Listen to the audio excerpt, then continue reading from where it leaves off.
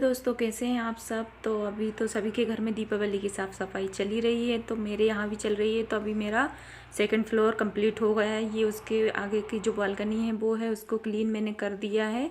इसके बाद में मैं अब नीचे करूँगी फर्स्ट फ्लोर पर। तो सबसे पहले मैं सीढ़ी पर से करके लाऊँगी, क्योंकि मैंने सारा सामान निकाल दिया है।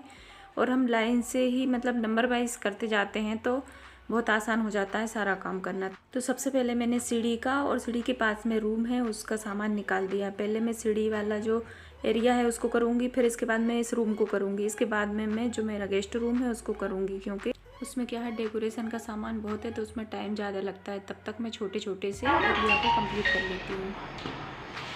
हेलो।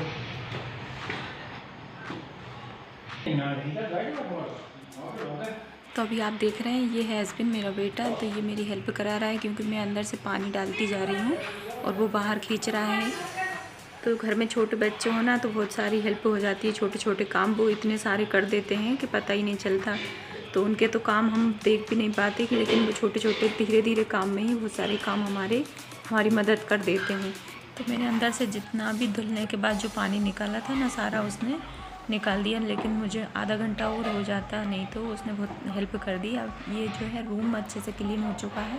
अब मैं जो हमारा जो गेस्ट रूम है, हॉल है, उसका छत को अच्छे से क्लीन करूँगी, क्योंकि यहाँ पर छत बहुत ज़्यादा ख़राब हो जाते हैं और उनमें सबसे ज़्यादा टाइम लगता है, क्योंकि थोड़ी सी ऊंचाई बहुत है और उस पर सीढ़ी पे चढ़ना पड़ता है। मेरे पास जो सीढ़ियाँ आती हैं वो नहीं है, तो मैं कुर्सी पर ही एक स्टूल को रखती हूँ, उस पर चढ़ के ही सारा छत क्लीन करती हूँ। तो उसमें बहुत टाइम लग जाता है, क्योंकि बहुत समय लगता है उसको साफ़ करने में। और छत क्लीन करना अगर सोचते हैं ना कि छोड़ दें, नहीं करें, तो अगर नहीं करते हैं तो बहुत गंदा लगता है, इसलिए मुझे उसे क्लीन करना ही पड़ता है। तो सारा छत जो हॉल का क्लीन हो गया है। अब मैं कर रही हूँ यहाँ की दीवार क्लीन, क्योंकि मैंने अच्छे से पहले एक बार पानी से इसको अच्छे से कर दी है। अब एक बार और साफ़ कपड़े से इसको मैं पोंछ दूँगी, ताकि पानी के दाग वगैरह ना रहें। तो ये सारे मेरे हो चुके हैं। इधर की क्लीनिंग मेरी लगभग हो गई है। अब ये सोफ़ा के पास का एरिया है, इसको मैं क्लीन कर रही हूँ। तो पर्दे वगैरह जो है मैंने धुल लिए हैं, और कुछ तो मैंने लगा भी दिए हैं, और कुछ मैंने अभी बाहर ही रखे हुए हैं। और जो है ऊपर से सारा क्लीन हो चुका है। अब मैं करूँगी नीचे की सफाई। तो यहाँ पर ये देख सकते हैं, ये छत अच्छे से क्लीन हो गया, एकदम चमक गया बिल्कुल।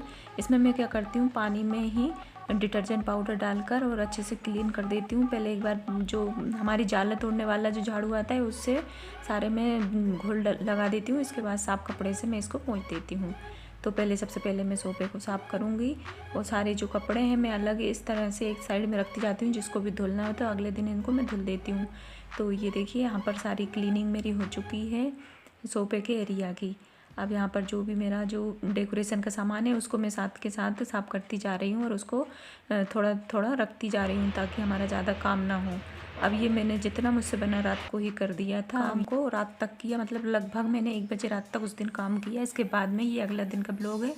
तो अगले दिन जो छोटी छोटी सी क्लीनिंग रहती है वो कर रही हूँ। तो ये जो मेरे कबर्ड वगैरह हैं, इनको मैं क्लीन कर दूँगी। तो इसमें मैंने जो घर धुला ना, तो इससे पानी के जो दाग वगैरह लग गए थे, उसे साफ़ भी किया, तब भी नहीं हुआ। तो इसलिए मैंने इस पर कॉलिन डाला और न्यूज़पेपर से इसको थोड़ा सा रफ़ कर दिया। और ये देखिए, एकदम कांच की तरह हमारे सारे कबर्ड्स चमक गए। तो बहुत ही अच्छे आसानी से ये क्लीन हो जाते हैं। इस तरह से आप भी करें। तो कबर्ड साफ़ करने के लिए मैंने और भी लिक्विड बना कर रखा है, उसकी वीडियो मैं आपके साथ जल्दी शेयर करूँगी।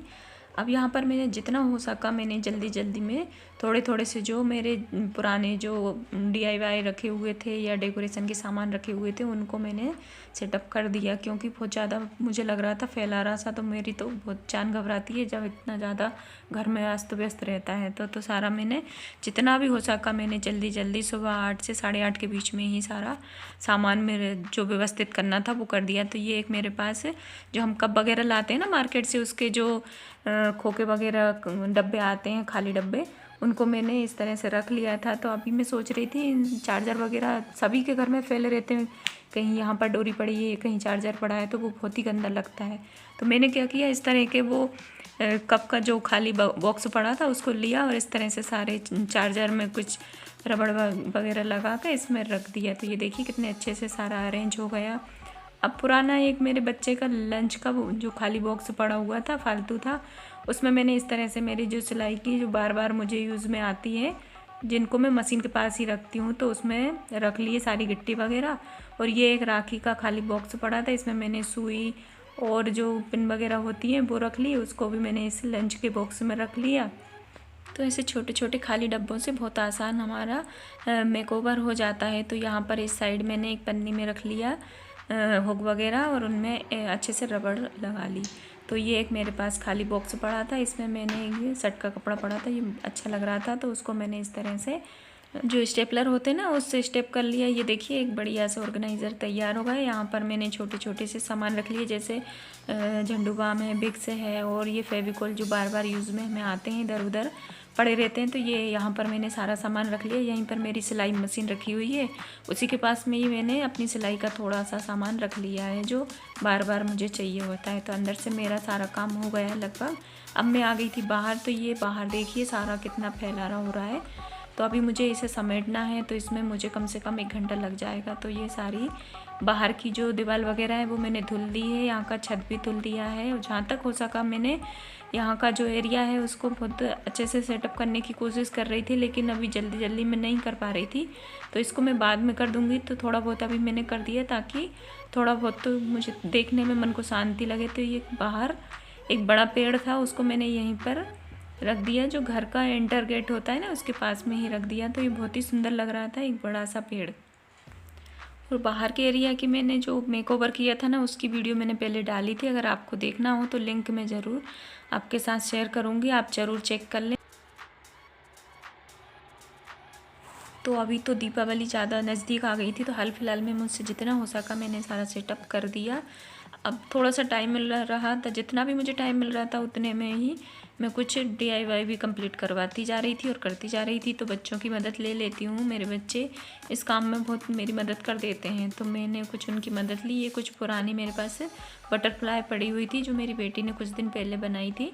तो ये है ना वो जो हमारे घर में पुरानी बुक्स वगैरह पड़ी रहती है, उसका ऊपर का जो कवर होता है ना उससे उस पर ही ड्राइंग करके और इसके बाद में उसको कटिंग कर ली और इस तरह से उसने कलर कर दिया था। तो ये देखने में बहुत प्यारी लग रही थी।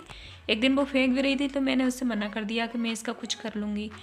तो यहाँ पर मैंने हस्बैंड की मदद ली और उसने इस तरह की जो झाड़ू में से डंडियाँ आती है ना स्टिक, वो निकाल ली और उससे मैंने इस तरह से इस पर फेविकोल से लगा दिया। और कुछ बची हुई थी जो मैंने बड़ा पेड़ बाहर रखा था उस पर इस तरह से लगा दी। तो ये देखने में बहुत ही नेचुरल लग रही थी।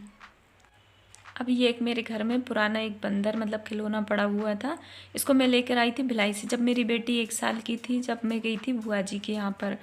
तो वहाँ से मुझे ये अच्छा लगा था तो उसके लिए खिलौना ये लेकर आई थी। तो इसे मैंने बाहर रख दिया है। इस तरह की कुछ छोटी छोटी सी चीज़ हम गार्डन में रखते हैं ना, गार्डन बहुत सुंदर लगता है।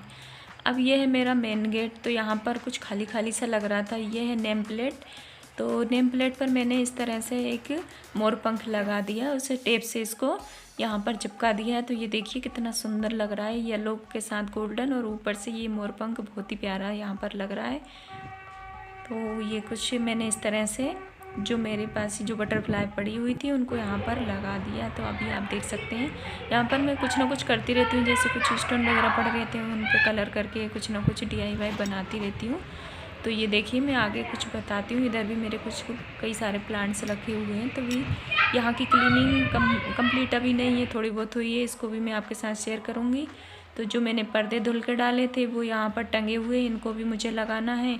इसके बाद मैं आपको थोड़ा सा बताती हूँ। तो अंदर का एरिया, तो ये देखिए जहाँ तक मुझसे हो सका सारा मैंने फैला रहा समेट दिया है और ये सोफ़ा क्लीन कर दिया। तो साथ के साथ जितना भी मैं समेटती जा रही थी ना काम, उतना मैं बंद नहीं थी और सारा लगभग मेरा अंदर से तो क्लीन हो गया। तो एक बार जो अच्छे से जो एक बार की सेटअप होता है ना वो करना है, तो वो मैं करूँगी धनतेरस के 1 दिन पहले। तो वो सारा मैं कर दूँगी, जैसे कवर वगैरह है, कुशन कवर वगैरह है, सारे करना है मुझे।